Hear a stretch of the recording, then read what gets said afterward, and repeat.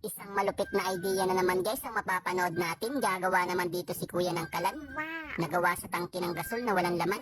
At naalis na nga ni kuya yung pinakang paa at yung pinakang hawakan. At tinanggalan niya ito ni kuya ng pintura. Gumuhit dito si kuya ng hugis biluhaba. Nice! Tapos ang sunod niyang ginawa, ginayat niya ito na gamit ang grinder.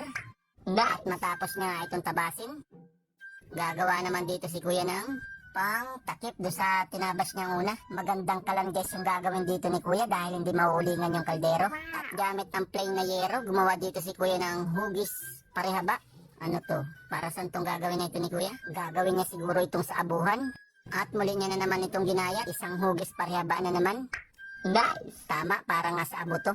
Tapos gamit na naman ang plain na yero, gumawa na naman dito si kuya ng isang hugis parehaba. Para saan naman kaya itong gagawin na to ni kuya?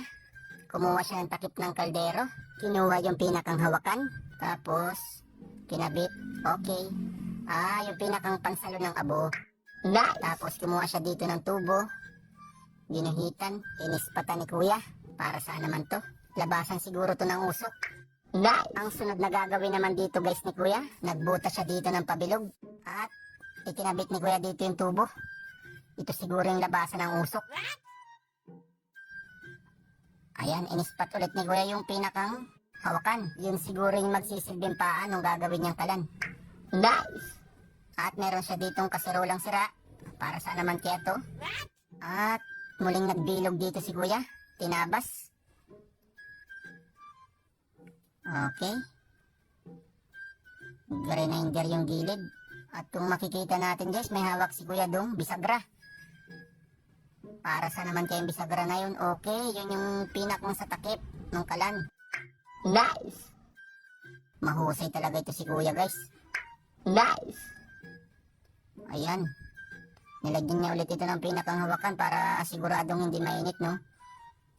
O yun, tapos na guys. Wow! Ang bagong kalan ni kuya.